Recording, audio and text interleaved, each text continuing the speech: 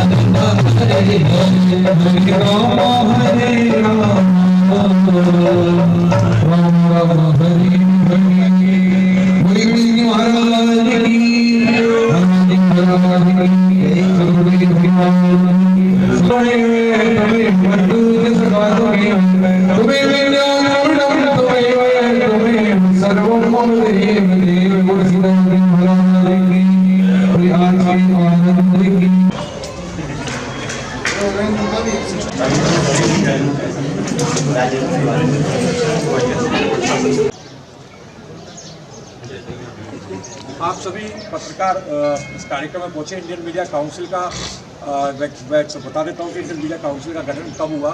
सन 2002 से ये संस्था साउथ इंडिया में चल रही थी और हाल ही में मुझे इसकी जिम्मेदारी मिली राष्ट्रीय अध्यक्ष के रूप में। और इस संस्था से लगभग 5000 पत्रकार पूरे देश भर में जुड़े हुए हैं। और राजस्थान में ये नया नाम हो सकता है, लेकिन साउथ इंडिया में ये बहुत बड़ा नाम है और काफ़ी बड़ा संगठन है। उत्तर भारत के लिए नया है और उत्तर भारत में संगठन को खड़ा करने के लिए मुझे ये जिम्मेदारी दी गई है। और बेसिकली आप देखते होंगे पत्रकारिता संगठन काफ़ी है, काफ़ी बैनर हैं और सब अपने अपने बैनर की लड़ाई लड़ रहे हैं। लेकिन मैं सभी से भी ये कहता हूँ, आप सभी जो इस कार्यक्रम में पधारे, और ये राजस्थान में पहला कार्यक्रम है और आगामी कार्यक्रम होते रहेंगे। मैं सभी से ये कहना चाहूँगा कि बैनर की लड़ाई छोड़ के सभी संगठनों को एक जाजम पर आना चाहिए और पत्रकार हित के लिए सरकार से, सत्ता से हमें कोई ना कोई मांग करते रहनी चाहिए। क्योंकि लगातार जो पत्रकारों पे हमले हो रहे हैं, पत्रकारों पे लघु समाचार पत्रों पे जो जिस तरह से विज्ञापन को कटौती हो रही है। दूसरा भी एक नया दौर चल रहा है, डिजिटल का दौर। क्योंकि रेडियो आया, रेडियो के बाद में अखबार आए, अखबार के बाद इलेक्ट्रॉनिक मीडिया आया, इलेक्ट्रॉनिक मीडिया के बाद आज डिजिटल और सोशल मीडिया एक अपने आप में काफ़ी मात्रा में और काफ़ी संख्या में पत्रकार डेवलप हो रहे हैं। सरकार की तरफ से भी कुछ न कुछ ऐसे प्रावधान होने चाहिए कि इसके लिए या तो एक कार्यशाला आयोजित करे, सरकार अपने स्तर पर करे। दूसरा, डिजिटल मीडिया को जिस तरह से डिजिटल एथिक्स कानून 2016 लागू हो चुका है, लेकिन लोगों को पता नहीं है कि सेंट्रल गवर्नमेंट ने, मिनिस्ट्री ऑफ ब्रॉडकास्टिंग ने 2016 में ही डिजिटल एथिक्स कोड लागू कर दिया। और उसमें उन्होंने एक राजपत्र में एक आदेश भी जारी किया सभी UTR, DM एंड DIPR सभी स्टेट के, कि डिजिटल जो भी पत्रकार है जिनका रजिस्ट्रेशन MIB के थ्रू हो रखा है, उन सभी को PRO अपने साथ जोड़ेगा। ठीक है, PRO सरकार की योजनाओं का प्रसार के लिए वो पत्रकार काम कर सकता है। लेकिन आज कई जगह ये समस्या मिल रही है कि कोई भी YouTube एक प्लेटफॉर्म है और डिजिटल चैनल जितने आज तक चैनल भी यूट्यूब पे चलता है और सभी चैनल यूट्यूब पे चलते हैं। यूट्यूब अपने आप में एक प्लेटफॉर्म है, लेकिन जिस तरह से डिजिटल चैनल को आज के समय पीआरओ लेटर नहीं लेता, कई जगह समस्याएं आती हैं। तो मेरा जो संगठन बेसिकली जो कार्य कर रहा है, लघु समाचार पत्रों के लिए हम काम करते हैं, और क्योंकि बड़े जो संस्थान हैं वो कहीं ना कहीं अपनी आवाज़ और बातें सरकार से मनवा लेते हैं, लेकिन आज के समय में कोई भी एक छोटा अखबार चलता है और छोटा चैनल होता है, या छोटे चैनल छोटा बड़ा नहीं होता हालांकि, लेकिन कह सकते हैं सर्कुलेशन कम होता है, उनकी प्रसार संख्या कम होती है, वो अपनी सरकार से अपनी मांगें नहीं मनवा पाता, डिजिटल पत्रकारों को पत्रकार नहीं समझा जाता। उन सभी चीज़ों के लिए हमारा संगठन बेसिकली काम करेगा। जो हमारा मूल काम ये रहेगा कि उन डिजिटल और सोशल जो मीडिया के जर्नलिस्ट हैं उनको क्लासिफाइड करके, उनको एक वेल ट्रेंड बना के सरकार से अनुमोदित करा के, क्योंकि इस कानून के बारे में आज के समय में पत्रकार बहुत समझदार हैं, सभी हो सकते हैं मेरे से ज़्यादा सीनियर हो और मुझे भी आप लोगों से सीखने को मिलेगा, लेकिन हम बेसिकली पढ़ते नहीं हैं। हम खबरें ज़रूर करते हैं, लेकिन मीडिया लॉ हमारे यहाँ पढ़ाया नहीं जाता और हम मीडिया लॉ के बारे में पढ़ते नहीं हैं। और मीडिया लॉ के बारे में अगर हम पढ़ें, आज किसी पत्रकार के साथ कोई भी घटना घटित होती है, कोई सरकारी कर्मचारी प्रताड़ित करता है, तो हम लोग कहाँ जाते हैं? संबंधित पुलिस अधिकारी में, या संबंधित जो भी अधिकारी है, नेता है या सत्ता है, उनके पास जाते हैं। हमारे लिए अलग से कोर्ट बना रखी है। भारतीय प्रेस परिषद एक संस्था है जिसमें चीफ जस्टिस रिटायर्ड अध्यक्ष होता है। हर राज्य से एक मेंबर या 2 मेंबर चुने जाते हैं और हमारा अलग से वहाँ पर एक एक्ट बना रखा है, आर्टिकल।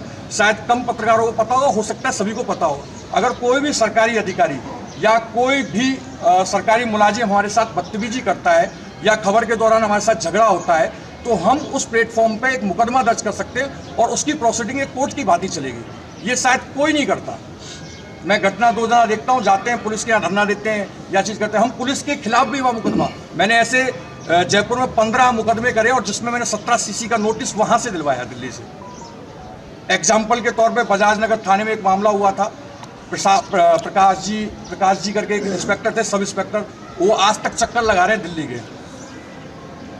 अशोक गहलोत जी जब सीएम साहब थे तो उन्होंने मीडिया के ऊपर एक क्या कहते हैं, चुनाव जब वो बाड़ाबंदी चल रही थी तो उन्होंने कमेंट किया था कि मीडिया को हम विज्ञापन देते हैं और इस तरह से। उसके लिए भी मुख्य सचिव को नोटिस आया था भारतीय प्रेस परिषद से, वो शिकायत भी हमने की थी। तो लगातार अगर आप सही जगह पर शिकायत अगर पहुंचाएं और सही जगह से तरीके से अगर चले, मीडिया लॉ को पढ़ें, तो हो सकता है कि पत्रकार एक सबसे बड़ा कहते हैं लोकतंत्र का बहुत बड़ा हिस्सा है। हम लोगों की आवाज़ को जनता तक और जनता की आवाज़ को लोकतंत्र तक पहुंचाने का काम करते हैं। और डिजिटल मीडिया अपने आप में बहुत बड़ी ताकत है। मैं ज़्यादा कुछ कहना नहीं चाहूँगा। आप सभी का स्वागत है इस छोटे से कार्यक्रम में, और अभी कार्यक्रमों के आगे और भी कड़ियाँ होंगी। अगले 2 महीने बाद में हम एक बड़ा कार्यक्रम और करने वाले हैं, जिसमें हम राजस्थान से 50 जो जर्नलिस्ट हैं जो सोशल मीडिया पे अच्छा काम कर रहे हैं, क्योंकि सोशल मीडिया पे देख रहा हूँ बहुत ऐसे जर्नलिस्ट हैं जो बहुत अच्छा काम कर रहे हैं बजाय चैनलों के। और आज के समय में चैनल से ज़्यादा सोशल मीडिया को लोग देखना पसंद कर रहे हैं, क्योंकि वहाँ एक ऐसा प्लेटफॉर्म होता है, वहाँ व्यक्ति अपनी आवाज़ को प्रमोट कर सकता है। आप एक मैं उदाहरण देना चाहूँगा, न्यूज़ पिंच के नाम से एक चैनल चालू हुआ यूट्यूब। अभिनव पांडे उनके ऑनर हैं और सब कुछ वही संभालते, एडिटर ही वही है।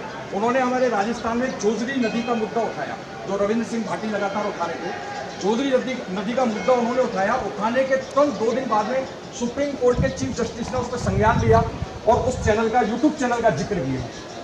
हम लोग खोजी पत्रकारिता नहीं करते हैं, और आज यूट्यूब चैनल्स अपनी आवाज़ को प्रमुखता से उठा रहा है, कह रहा है, क्योंकि वो एक स्वतंत्र प्लेटफॉर्म है। क्योंकि चैनल जितने भी है वो विज्ञापन या तमाम जिम्मेदारी या तमाम खर्चे उनके ऊपर रहते हैं, तो कहीं ना कहीं वो सत्ता के आगे नतमस्तक रहता है, जो भी उनकी व्यवस्था होती है। लेकिन यूट्यूब चैनल एक कहते हैं निर्भीकता से पत्रकारिता कर रहा है। तो कहीं ना कहीं हमारा जो मेन उद्देश्य रहेगा डिजिटल पत्रकारिता को आगे बढ़ाना और लघु समाचार जो पत्र हैं उनको एकत्रित करके, और दूसरा जितने भी समाचार जो भी एसोसिएशनों के बैनर हैं उनको हम एक जाजम पर लाने का प्रयास करेंगे। सम्मानित अध्यक्ष आदरणीय रघुनाथ गोस्वामी जी, हमारे बीच में बैठे हुए कमिश्नर साहब राजेंद्र नायक साहब, हमारे इस संगठन के रतिराम जी, मुकेश जी, वरिष्ठ हमारे अधिकार के वरिष्ठ पत्रकार, सब लोग जो मिष्ठान के शौकीन हैं उन्हें मीठा खाने को मिल जाएगा। बहरहाल आज जो मुद्दा है पत्रकारिता का मुद्दा है, अपन सबके सामने चुनौतियां बहुत सारी है। अभी जब इस जगह खड़े हैं तो एक सवाल गूंज रहा है इन हवाओं में क्या कलम की जो ताकत है उसे गोलियों से दबाया जा सकता है? क्या जो सत्य की आवाज़ है उसे जेल की सलाखों से, नोटिसों से, धमकियों से आप दबा सकते हैं? मेरा मानना है ऐसा आप कदापि नहीं कर सकते। आज जो सवाल पूछता है उसे देशद्रोही कहा जाता है। ये देशद्रोही है। जो किसी मुद्दे पे बात करता है सरकार के खिलाफ, उसे विद्रोही कह दिया जाता है।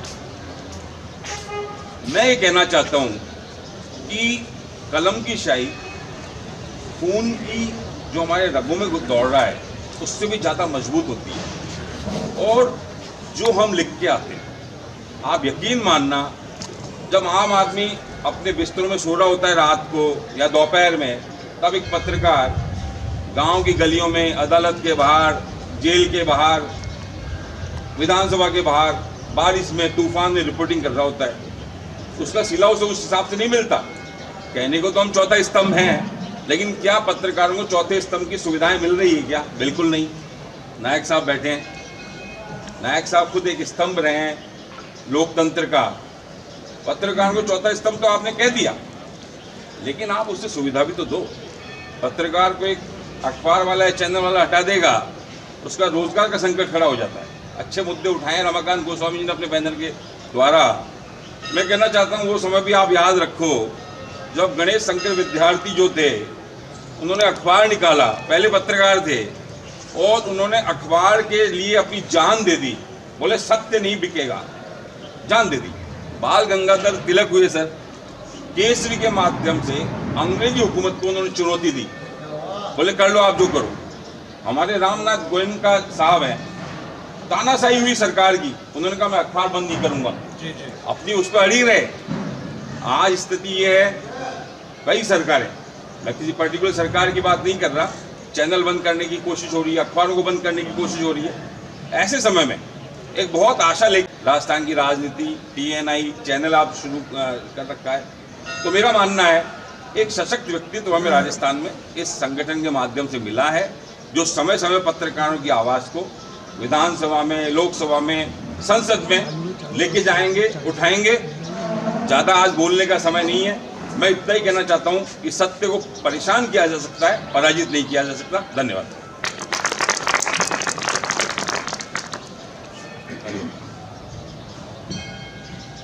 कार्यक्रम हुआ। अभिनंदन। रमाकांत जी ने जो पहल जगाई है काबिल तारीफ है। पत्रकारों के सामने समस्याएं तो हर क्षण उनके लिए आती रहती है। ऐसा कौन सा दिन है जिसमें पत्रकार के सामने समस्या नहीं आती? उसका कर्म ही ऐसा है कि जब वो घर से निकलता है तो समस्याओं से जूझता है और दूसरों की समस्या के लिए बात करता है। खुद की समस्या गौण रहती है, मगर दूसरे की समस्याओं को ही उठाता है, उसी को पत्रकारिता कहते हैं। मगर सरकार का भी ये कर्तव्य होता है कि ये जो दूसरे की समस्याओं को उठाने वाला प्राणी है, इसकी समस्याओं को भी तो सोचे, इसकी समस्याओं को भी तो देखे। जो फील्ड में पत्रकार एक्चुअल में काम कर रहा है और किसी कारणवश वो ज़्यादा एक दूसरे के पीछे दौड़ नहीं लगाता, काम करता रहता है, उसका अधिस्वीकरण भी नहीं हो पाता। 20 साल, 30 साल, 40 साल तक काम करने के बाद भी उसकी रिटायरमेंट एज आ जाती है, तब तक भी उसका अधिस्वीकरण नहीं होता है।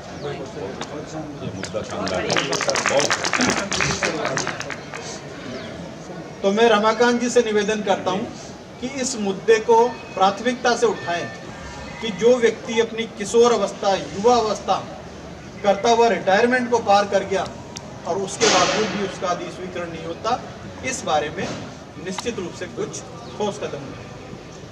धन्यवाद। अपने घर का मंदिर। छोटा सा अखबार रन करता हूँ जयपुर से। बेसिकली मैं दौसा से बिलोंग करता हूँ। वरिष्ठ पत्रकार है साहब, ये छोटा अखबार कह रहे हैं, वरिष्ठ पत्रकार है, ये इनकी खासियत है। आज ही पुलिस पब्लिक पॉलिटिक्स। हाँ बिल्कुल साहब, तीनों ही वर्ड हैं। दर्जी ने जो चीज़ है, उन्होंने जो कहा वही पत्रकारों के सामने बड़ी चुनौतियाँ हैं, लेकिन क्या आज स्थिति है, मोबाइल को जैसे आड़ा किया वो आदमी पत्रकार हो गया।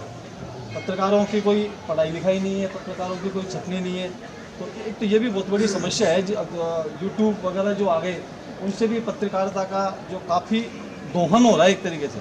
और सरकार को तो फिर फूट चाहिए ही चाहिए। सरकार उन चीज़ों में छटनी करती है। आए दिन पत्रकारों के साथ में काफ़ी सारे जो घटनाक्रम घट रहे हैं। कहीं ना कहीं हमको भी उस चीज़ों को लेके चलना चाहिए कि हम यदि पत्रकार हैं तो हमें पत्रकारिता के मानक पूरे करने चाहिए। मानक पूरे करने होंगे तब जाके हम पत्रकारिता का काम पूरा कर पाएंगे।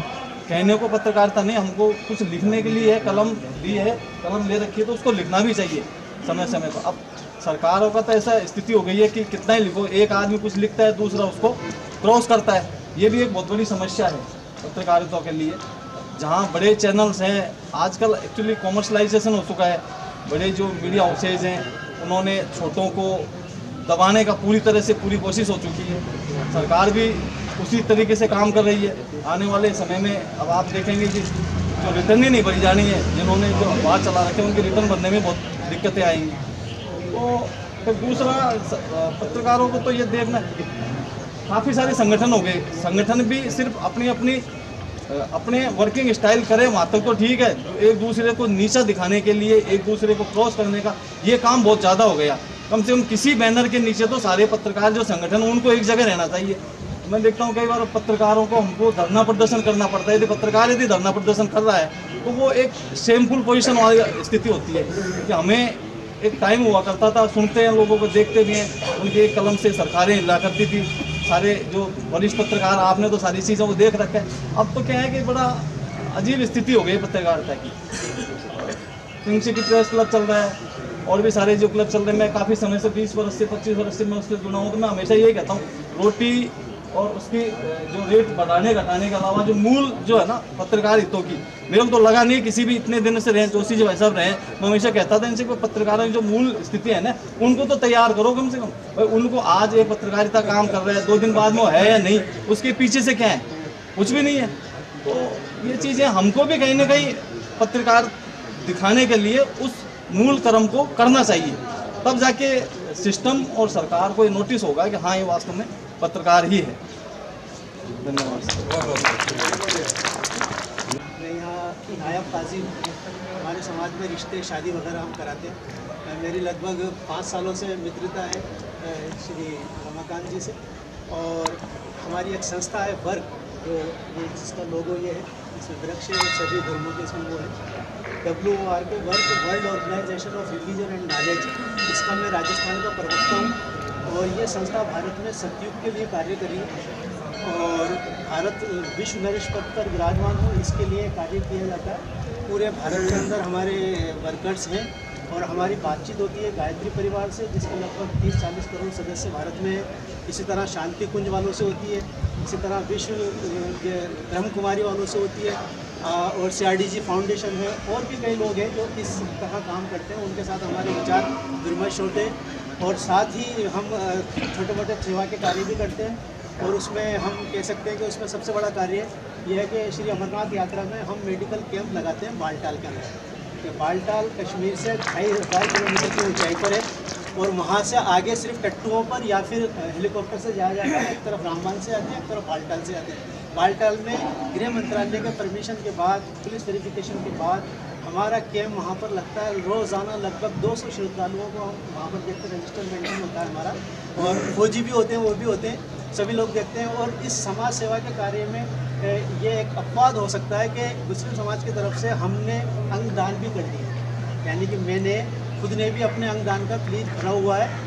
और जो कि एक अपवाद है हमारे यहाँ, ये एक फतवा भी है इसके ऊपर के अंगदान नहीं देना चाहिए। इनफैक्ट शुरू में ब्लड डोनेशन पे भी था, लेकिन इस मिथ को हमने थोड़ा, हम लगभग राजस्थान के अंदर 33% लेडीज़ इंक्लूड लेडीज जेंट्स सब ने एक साथ प्लीज भरा। हमने जब वर्क का फाउंडेशन देखा उस वक्त। और मेरा ये मानना है, मैं इस पर तो बात नहीं कर पाऊँगा पत्रकारिता पर, क्योंकि एक ऐसे रूहानी माहौल में हम बैठे हुए हैं, आध्यात्मिक माहौल में बैठे हुए हैं, तो इसका एक थोड़ा सा फ़ायदा भी हमें मिल जाए।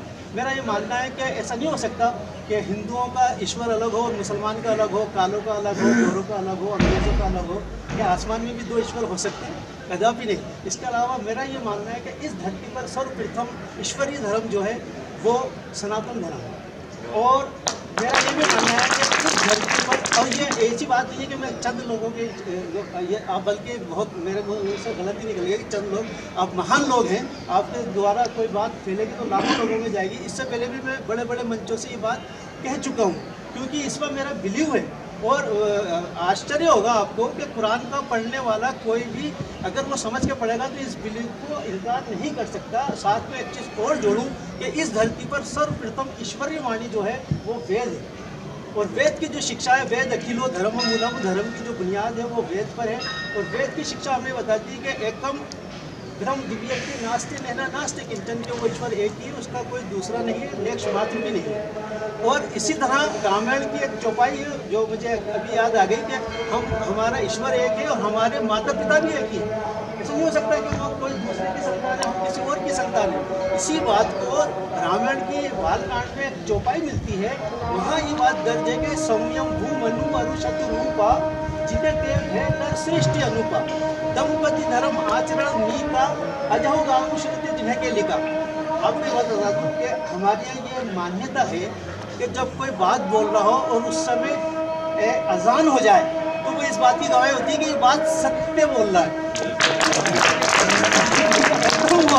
और ये हमारी मान्यता है इस्लाम में। कोई बात बोल रहा हो कि देखो अजान ने शहादत दे दी, मतलब अजान ने गवाही दे दी कि ये बात सत्य है। तो मैं ये कह रहा था कि सौम्यम भूमनु अरुषतु रूपा जिनते भय नर सृष्टि अनूपा, दंपति धर्म आचरण नीका अजहु गावा श्रुति जिन्हें के लीका। तो वो कहते हैं कि स्वयंभू मनु, उससे पैदा हुआ मनु, स्वयंभू मनु जिसके न कोई माता है न कोई पिता है, और उसकी पत्नी शतरूपा। आप सब जानते हैं कि शतरूपा 100 सवाल झुकने को कहते हैं, यानी शतरूपा 100 रूप वाली, जिससे इस अनुपम सृष्टि की शुरुआत हुई। दंपति धर्म आचरण नीका, उस दंपति का धर्म और आचरण बहुत ही नीका था, बहुत ही पवित्र था। अजहु गावा श्रुति जिनके नीका के, जिनकी गुणगान, जिनकी श्रुति, जिसका बखान, जिसका बयान आज भी लोग करते हैं। ये जो जोड़ा है स्वयंभू मनु और शत्रुघ्न, इसे इस्लाम में आदम और हव्वा कहते हैं, ईसाई एडम और ईव कहते हैं। बहुत सारी बातें हैं, यानी कि कुल हिंदू धर्म में माना जाता है कि 14 मनवंतर होते हैं, यानी 14 ज़माने, और हर मनवंतर में, हर ज़माने में एक मनु होता है, और जिसमें से 14 मनुओं की मान्यता है हिंदू धर्म, सनातन धर्म में, और जिसमें से 2 मनुओं का जिक्र कुरान भी करता है। 2 मनुओं का जिक्र कुरान करता है। एक ये स्वयंभू मनु जिनको आदम कहा जा रहा है, और वही कथा है कि कली ने इनको भेजा दिया और फिर धरती पर भेज दिया, और जब जिस धरती पर भेजा ईश्वर ने उनको, वो इस पूरे संसार में जिस धरती का सिलेक्शन हुआ वो मेरा भारत था।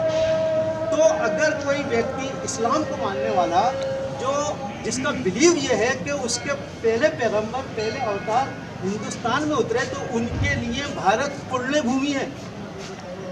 मेरा तो यह जन्म हुआ है, मेरी जन्मभूमि है, मैं यह कर्म करता हूँ, मेरी कर्म भूमि है। लेकिन संसार में बसने वाले प्रत्येक मुसलमान के लिए भारत पुण्य भूमि, ये उसको मानना पड़ेगा। गौरवशील जगह है। बात लंबी हो जाएगी, तो मैं ये अर्ज कर रहा था कि हमारे माता पिता भी एक ही है, हमारा ईश्वर भी एक ही है, तो क्यों ना हम लोग सब एक साथ मिलकर काम करें। और सतयुग के लिए जब हम काम करते हैं, और तो इसकी एक शर्त यह है कि सतयुग जब शुरू होगा तब भारत विश्व गुरु होगा। सतयुग जब शुरू होगा तब भारत विश्व गुरु होगा, क्योंकि दुनिया झूठों के पीछे नहीं चलती, सच्चों के पीछे चलती है। सतयुग का मतलब सत्यवादी लोग। तो सतयुग की सबसे बड़ी बाधा वो हम स्वयं हैं, हम खुद, हम झूठ बोल, हम कुकर्म कर रहे हैं, हम पाप कर रहे हैं। तो सतयुग तो भारत के द्वार पर खड़ा हुआ है, उसकी बाधा, उसका रोड़ा तो हम हो रहे। सतयुग ऐसा तो नहीं होगा कि हमने लाइट जला और एकदम सतयुग आ गया। उसके लिए तो धीरे धीरे हमने अपने आप को बदलना पड़ेगा। तो ये वन मैन प्रोग्राम है कि उस सतयुग के आने की कड़ी में हमें खुद को बदलना होगा। सच्ची पत्रकारिता मशहूर है, लोग कहते हैं ये सब चीज़, और आजकल एक इल्ज़ाम भी है इस पत्रकारिता में, बिक गई है पत्रकारिता, लेकिन उस तरफ मैं नहीं जाऊँगा। मैं ये कहना चाहता हूँ कि हमें सत्य बोलना पड़ेगा, सत्य का साथ देना पड़ेगा। और इसकी निशानी ये है कि आज के इस माहौल में, इस लालच भरे माहौल में इंसान झूठ बोलकर पैसा कमाना चाहता है, ज़्यादा से ज़्यादा धोखा देकर पैसा कमाना चाहता है। लेकिन सतयुग की जो है निशानी वो ये होगी कि इंसान सच बोलने के लिए अपना नुकसान भी बर्दाश्त करने लग जाए। तब आप समझ लेना कि सतयुग शुरू हो गया, कि वो सत्य पड़ा हुआ है, उसका लाखों का नुकसान हम होता हुआ देख रहे हैं। तो सतयुग जब शुरू होगा, और देखिए इस वक्त एक बात और कह दूँ कि हमेशा संसार में विश्व शक्ति रही है, और एक समय में 2-2 विश्व शक्ति भी रही है। सुपर पावर दो भी रही है, लेकिन इस समय इस कालखंड में इस विश्व शक्ति का अभाव है। अमेरिका भी विश्व शक्ति सुपर पावर नहीं है, रूस भी नहीं है, और दूसरा तो सोच भी नहीं सकता। लेकिन इस वक्त हमारे पास संभावना है कि हम विश्व शक्ति बन सकते हैं। लेकिन दुनिया के पास परमाणु हथियार है, हमारे पास भी है। दुनिया के पास सेना है, हमारे पास भी दुनिया की सर्वश्रेष्ठ सेना है। लेकिन अब जो विश्व गुरु बनेगा वो सेना और परमाणु हथियार की बुनियाद पे नहीं, अपितु आध्यात्मिक हथियार के ऊपर बनेगा, और अध्यात्म सिर्फ भारत के अंदर है। तो ये हम सतयुग की तरफ बढ़ रहे हैं, विश्व नरेश पद की तरफ बढ़ रहे हैं। इसका प्रैक्टिकल ये होगा कि हम सब लोग सत्यवादी हो जाएं। अंत में ये बात कहना, बधाई देना चाहूँगा कि आपने ये कार्यक्रम किया और मुझे बुलाया, मेरा सौभाग्य है कि यहाँ मैं आया। और दूसरी चीज़ ये, एक और मैं हाथ जोड़कर आप सबसे ये कहूँगा कि जहाँ कहीं भी कभी किसी मुसलमान से कोई गलती हुई हो आपकी शान के अंदर, तो उसकी तरफ से मैं आपसे क्षमा चाहता हूँ। गलती करने वाला मुसलमान नहीं है, अपराधी है, गलत आदमी है। छोटा सा उपहार था ये घर की तरफ से, हाँ सबके लिए। प्लीज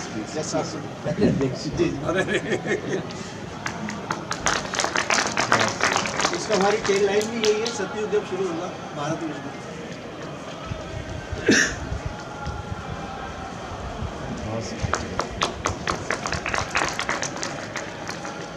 रतिराम जी आइए सर।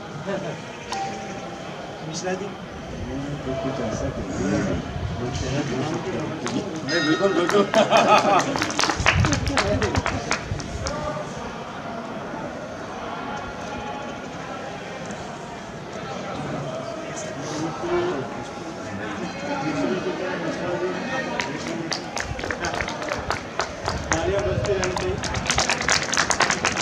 बात पहुंचाएंगे और मोदी जी के अभिन्न मतलब कृपा पात्रों में है। और कोई कुछ कहना चाहे?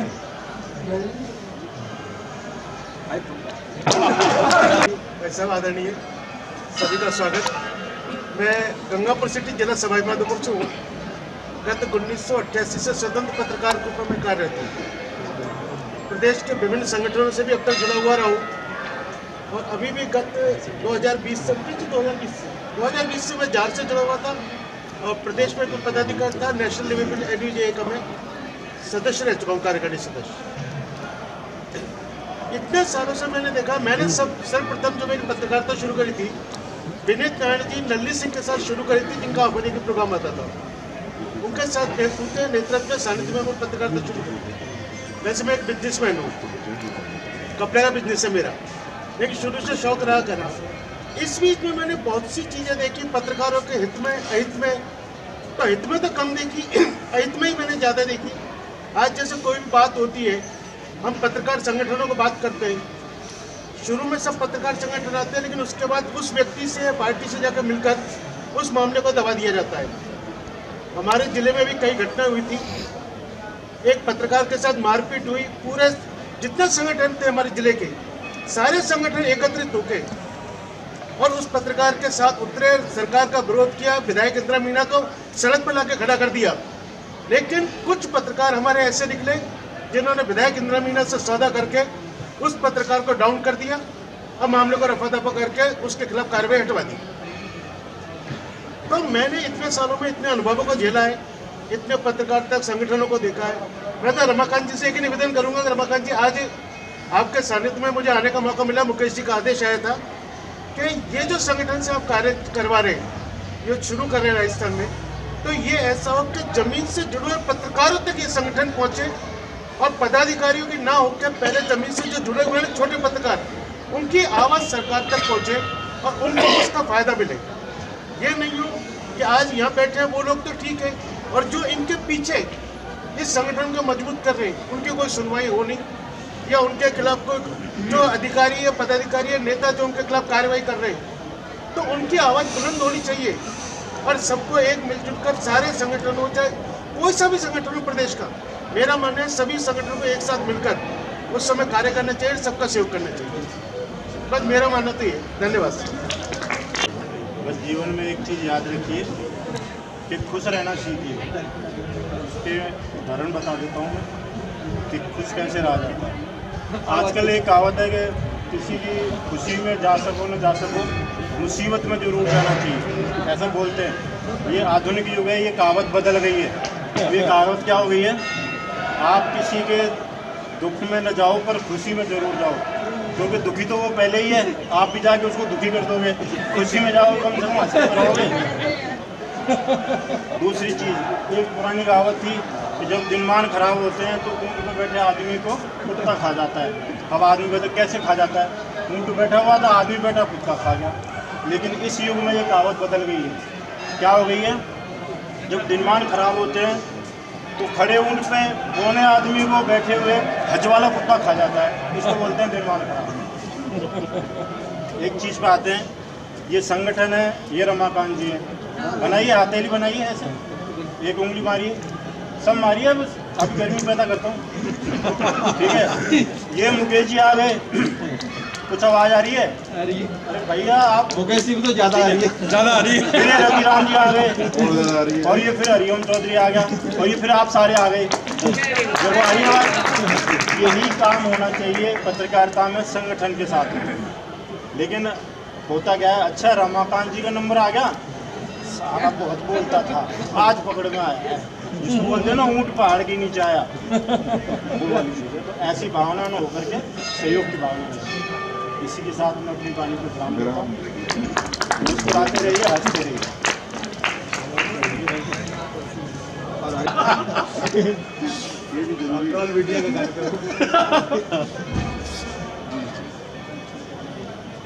पहले तो हम जयकारा लगाएंगे, बजरंग प्रभु की जय। तो आदरणीय रमाकांत जी गोस्वामी अध्यक्ष, रतिराम जी और प्यारे पत्रकार बंधु, इन्होंने मुझे कुछ थोड़ा भावुक कर दिया था, इसलिए मैं कुछ बोलना चाह रहा था उसी समय। तो दो छोटी सी बातें, शायद मैं इन्हीं से शुरू करूं, या थोड़ा पत्रकार, क्यों आज पत्रकारिता जीवित है तो प्रजातंत्र जीवित है। और पत्रकारों को जिस ढंग से मैंने अभी सुना, सोचता था, लेकिन आज मुझे कई परेशानियां आपने मुझे बताई, शायद सही फॉरम पर मैं कुछ कर, और यहाँ पर मैं अतिथि के रूप में आया हूँ, इसलिए अतिथि के रूप में बोलूँगा, सरकार की तरफ से कुछ नहीं होगा। अभी कुछ 2 महीने पहले, कि मेरी तो बहुत भाग्यशाली हूँ मैं कि मेरे पत्रकारों से दोस्ती हो जाती है सारे। जब पंजाब में मैं इलेक्शन में गया हूँ, हरियाणा में गया हूँ, जहाँ जाता हूँ पत्रकार बंधुओं से मेरी दोस्ती हो जाती है। तो ऐसे ही मेरे पत्रकार बंधु थे, छोटा सा चैनल कबीर न्यूज़, यहाँ से हनुमानगढ़, उन्होंने कुछ रिपोर्टिंग करी, उस पर जानलेवा हुआ। उसी समय मैंने एसपी से बात की, लेकिन पत्रकार है, दूसरा मेरा मित्र है, इमीडिएट आप एक्शन लीजिए। तो इमीडिएट एक्शन लिया गया, और अभी मैं फिर उनका एक प्रतिभा संवाद सम्मेलन था, मैं वहाँ पर गया, और उनसे पहले मैं एसपी से मिला। तो एसपी ने कहा कि सर, जो इतने सारे सबको पकड़ लिया है, एक को हमने आइडेंटिफाई कर लिया, उसको भी हम जल्द गिरफ्तार करेंगे, शुरुआती में। तो मेरे आप सब मित्र हो, और बहुत ही इम्पोर्टेंट काम, बहुत ही इम्पोर्टेंट काम आज आप लोगों के कंधे पर। मैं इसलिए कहूँगा क्योंकि आज हिंदुस्तान विश्व की सबसे चौथी बड़ी अर्थव्यवस्था, प्लीज़ उसको थोड़ा सा ध्यान दीजिए। तो जो अन्य 3 अर्थव्यवस्था हैं, क्या वो चाहेगी कि हमारी जगह हिंदुस्तान आ जाए? क्या हिंदुस्तान भी विकसित राष्ट्र के रूप में आ जाए? तो कई अंतर्राष्ट्रीय षड्यंत्र चल रहे हैं कि किस ढंग से देश में आकर के हम बंटवारा या फूट करके लड़वा दें। तो वो कुछ भी सोचे, ये हिंदुस्तान है, आगे बढ़ गया है, और पत्रकार बंधु साथ है, जरूर हम विकसित अर्थव्यवस्था बनते हैं। अब मैं इन पत्रकार बंधुओं पर जो बोले थे, भाई देखो, सनातन धर्म का जो है सिद्धांत, वसुधैव कुटुंबकम, पूरा विश्व मेरा परिवार है। दूसरी चीज, जब Vivekananda ji all religion parliament में शिकागो गए थे, उनका पहला क्या सेंटेंस था? उनको तजव्वुर नहीं दी गई कि हिंदू धर्म से आया है, साइड नहीं। शायद उसके लिए हम कुछ जिम्मेदार भी थे। आपसी फूट ने हमें गुलाम बनाया, उसके कारण हमें ये दृष्टि से देखा जाता। तो उस समय जो विवेकानंद का स्टार्टिंग जो एड्रेस था वो कहा, my fellow brothers and sister, सब देख रहे हैं क्या बोल रहे हैं। So this is Sanatan, this is Sanatan and this has to be understood by everyone including minorities. एक चीज़ और मैं कहना चाहूँगा, क्योंकि अभी 5 तारीख को पिछले महीने की पिछले शस्त्र पूजन में मैं भी था, और उसमें साध्वी प्राची ने कहा कि हमें कोई आपत्ति नहीं हो चर्च हो हिंदुस्तान में, हमें कोई आपत्ति नहीं मस्जिद हो हिंदुस्तान में, हमें आपत्ति है गद्दारों से। गद्दारों की हिंदुस्तान में कोई जगह नहीं है। तो इसी के साथ में अपनी वाणी को विराम देते हुए आपके उज्जवल भविष्य की कामना करता हूँ। जय हिंद, जय भारत। आप अपनी धार को तेज रखें, बस इतना ही कहूँगा। धन्यवाद।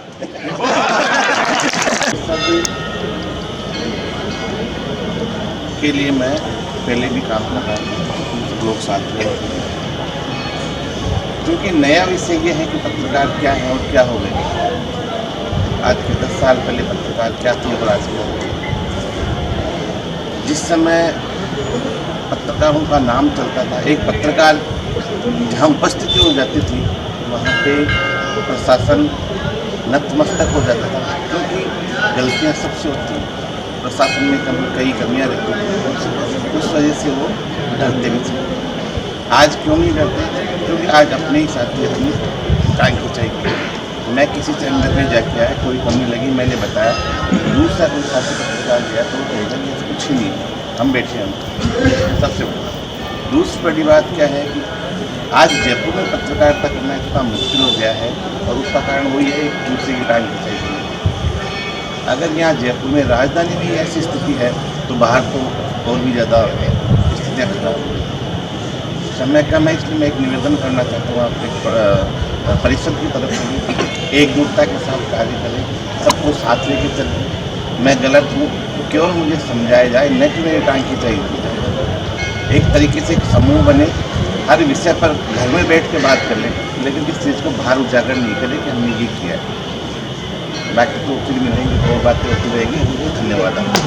बात करता है, वरना आप देखते हैं बाकी सब लोग तो मिलने के लिए तरसते, लेकिन हमारे साथ मिलने का भी टाइम नहीं होता। हमें मौका ढूंढना पड़ता है कि कब 4 भाई इकट्ठे हो, 4 बात कर सकते हैं। और जो भी बात करते हैं हम दुनिया की बातें सबकी करते हैं, लेकिन अपने बारे में बात करने का हमारे पास किसी के पास टाइम नहीं है। तो मैं चाहता पहले भी ये था कि आज सब बैठे अपने आपस की सब बातें बाहर आए कि मतलब किसके साथ क्या हो रहा है, किसके साथ क्या हो रहा है। हम दुनिया की सबकी बताते हैं, लेकिन अपना दुख बताने के लिए हमारे पास उसके लिए भी शब्द नहीं है। तो मेरा कहने का मतलब इतना सा है कि हम अपने लिए भी आवाज़ उठाएं। दुनिया के लिए तो हमने खूब आवाज़ें उठा ली, कम से कम खुद के लिए ज़्यादा। ये मेरा कहने का निवेदन था। बाकी आप सभी आए, इसके लिए आभार।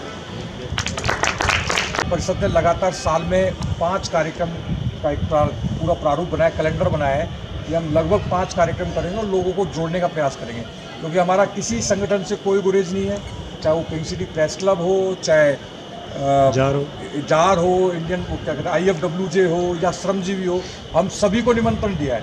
जो आना चाहे सबको मैंने बोला है, सभी को कहा है। अब जो आया सो वेलकम, बाकी जिसकी जैसी व्यवस्था। क्योंकि कारण क्या है कि मेरा किसी से गुरेज नहीं है। जब अभय जोशी जी अध्यक्ष से मुझे कहा तो मैं भी तब भी आंदोलनों में गया। मुकेश मीणा जी रहे, उन्होंने भी कहा तब भी आंदोलनों में गया लगातार। क्योंकि लगातार जैसे विधानसभा पास को लेकर आंदोलन हुए या किसी अन्य मुद्दे को लेकर आंदोलन, तो पत्रकार सभी ने pink city press club, pink city press club एक ऐसी संस्था है, क्योंकि क्लब नाम ही क्लब है तो एक क्लब है, न कि एक एसोसिएशन है। लेकिन कहीं ना कहीं एक संस्था है तो एक प्रतिष्ठित संस्था है, लोग उससे जुड़े हुए हैं। अब जुड़े हुए हैं जब हमारे पिंक सिटी प्रेस क्लब के ही जो हमारे आदरणीय जो वरिष्ठ लोग हैं वो ही अगर पत्रकारों के बारे में नहीं सोचेंगे तो और कौन सोचेगा। तो हमें कहीं ना कहीं हमें किसी से कोई गुरेज नहीं है। और दूसरी बात मैं कहना चाहूँगा, कहीं जैसे अभी एक गंगापुर से पत्रकार थे, उन्होंने कहा था कि पत्रकारों ने ही पत्रकारों के खिलाफ उस तरह से वो जो भी मैं कहना चाहूँगा, पत्रकार के खिलाफ होता नहीं है, विचारों के मतभेद होते हैं, बस हमें समझाना है, आपस में बैठना है, क्योंकि हमारे डायलॉग्स नहीं हो पाते हैं, हम एक दूसरे की टांग खिंचाई करते हैं, हम बैठते नहीं हैं, आपस में चर्चाएं नहीं करते हैं, सब आपाधापी में लगे रहते हैं, खबरों में लगे रहते हैं। तो चर्चाएं जरूर करना जरूरी है, तो इसीलिए चर्चा के लिए करेंगे और अन्य संगठनों को, लोगों को बुलाया जाएगा जिससे चर्चा शुरू हो सके। सर्टिफिकेट है, इसे आगे सीधा भोजन के लिए करते हैं। उससे पहले मैं सर का सम्मान करना चाहूँगा, क्योंकि इन्होंने बड़ा अमूल्य समय में से समय निकाला हमारे लिए और लगातार कार्यक्रम में हमारा सहयोग किया। इस तरफ आ जाए, बैनर भी आ जाए।